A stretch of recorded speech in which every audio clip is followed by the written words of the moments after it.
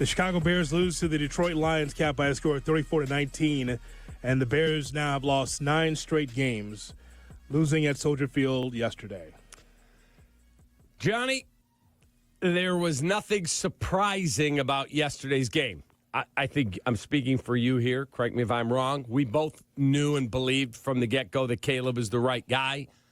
And despite having 2 head coaches and multiple offensive coordinators, I think he's on his 3rd now because Thomas Brown is the interim head coach. So they promoted another guy to offensive coordinator. That'd be Chris Beatty.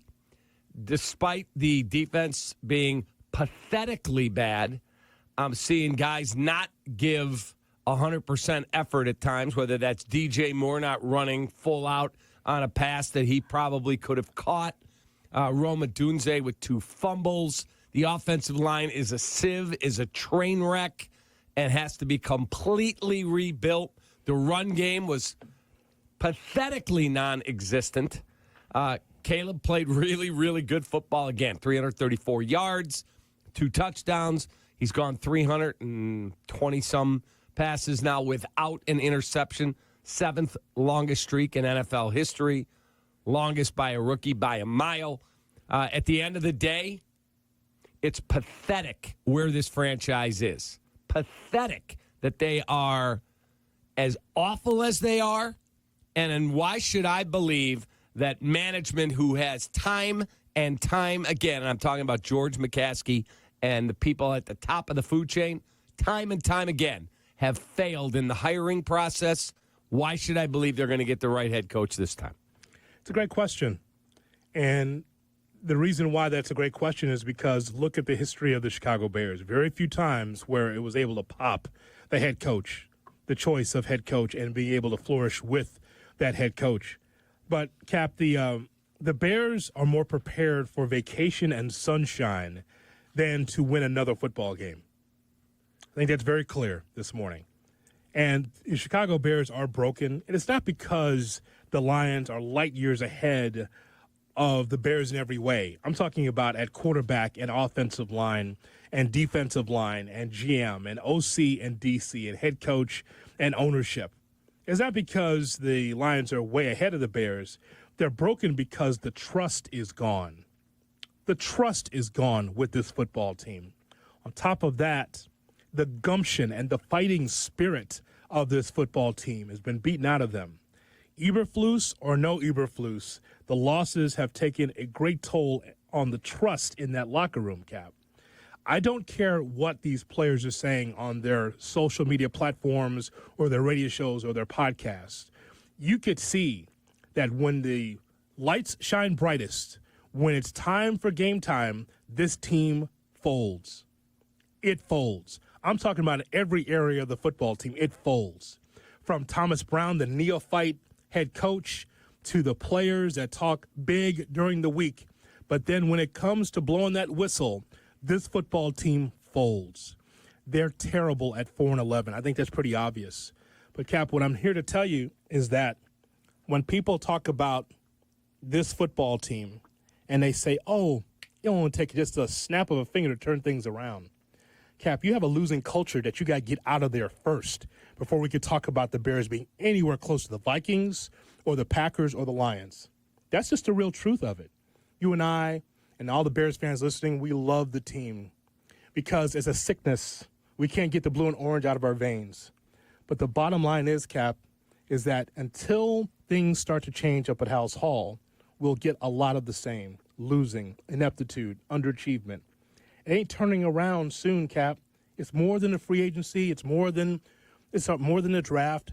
You have to be able to get that culture out of the room, out of that building. And I don't know when that's going to start. I don't know how it starts because they don't know how to do it. You know, I've always been supportive of Ryan Poles. I think he's made some really good moves. I think the roster's better than the record shows. But as Bill Parcells says, your record is what your record is, and it's what it says about you. You sat in a room. This is his quote, not mine. 20 minutes in, I knew Eberflus was the right guy. Hold on a second. You talked to Dan Quinn. Did you watch Dan Quinn yesterday after the game? I did. Okay, which leader do you want to play for? Eberflus or Dan Quinn? And reportedly, there are people that say close to the Bears, he could have opened the search up. They were not telling him he could only hire one of those three. Others say it was one of those three, Jim Caldwell, Dan Quinn, or Matt Eberflus.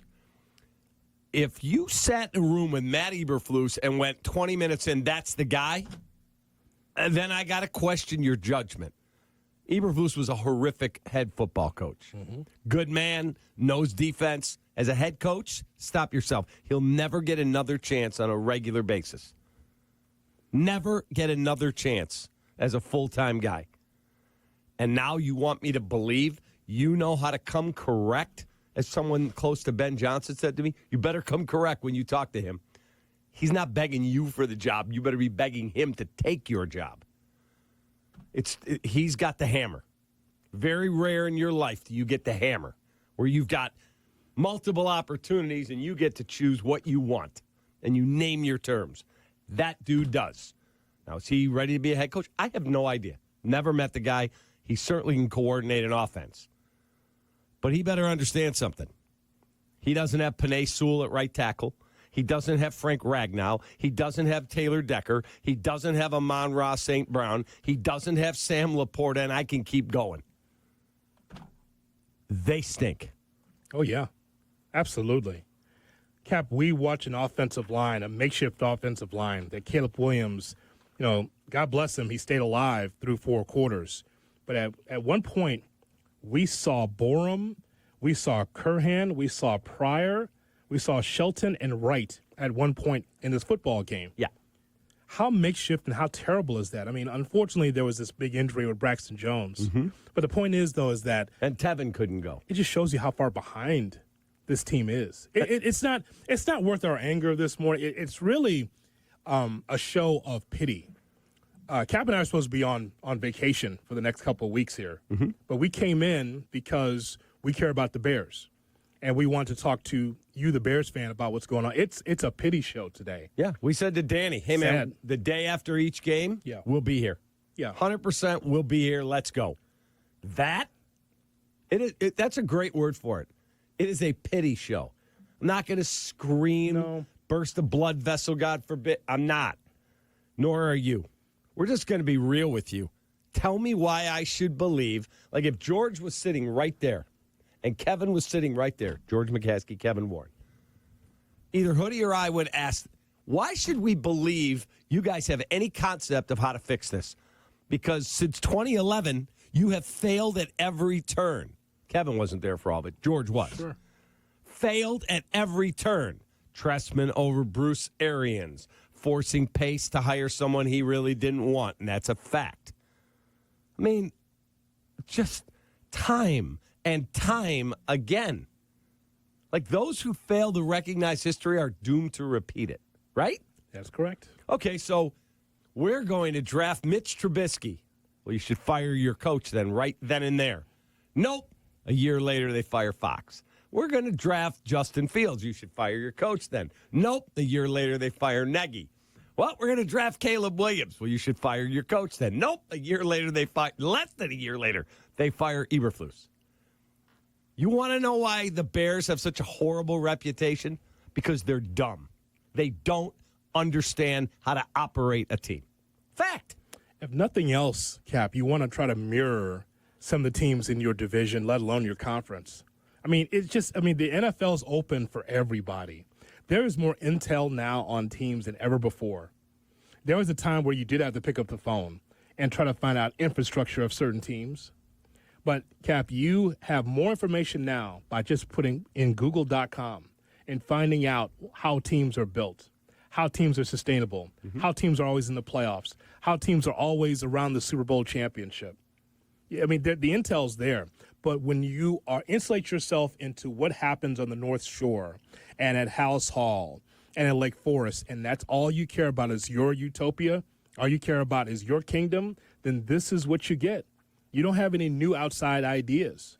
You don't talk to people. Clearly you don't. Because it would be better than this. Who are your cronies? The Jets and the Giants and the Raiders? At the sad table in the back where no kids want to be around? That table at high school, Cap, you're like, stay away from those people. They're weird. Let's go to the cool people's table. That's where the Bears are with the Raiders and the Giants and the Jets. That table over in the corner, you don't want to be around that corner. That's loser's corner. Don't be around them. Absolutely. You don't want that suck on you.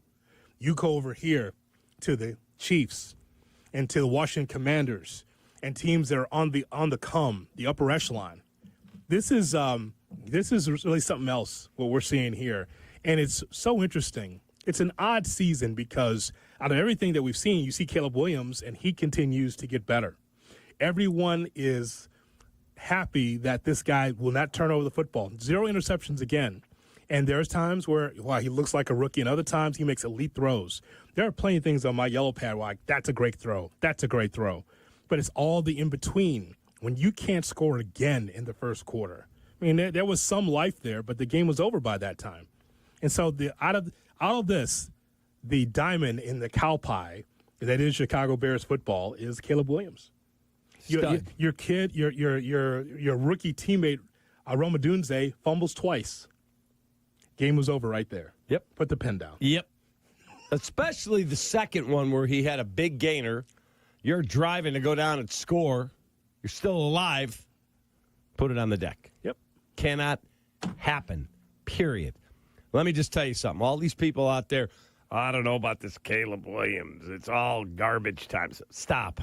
Stop, please. Tell me you know nothing about football. Tell me you know nothing about football. Watch that kid throw. Watch that kid with 3 offensive coordinators, 2 head coaches, no offensive line. Come on. An awful defense. That kid keeps fighting, keeps battling. Are some of the sacks this year on him? 1,000%. Mm-hmm. He'll learn. He'll get better coaching, I would hope, in here. Whoever that is, Ben Johnson, Mike Vrabel, or you.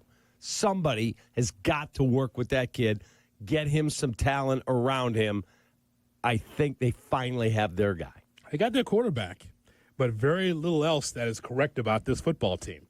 So if you're on hold, you will be on the air. 312-332-ESPN, 332-3776 is our telephone number. We're getting your thoughts about the Chicago Bears and their loss against the Detroit Lions, 34-17. If you were there at Soldier Field, if you got a chance to watch, give us your thoughts on this football team, the Bears, losing again against the upper echelon team of the Detroit Lions. The Bears have lost 9 straight on the home of the Bears.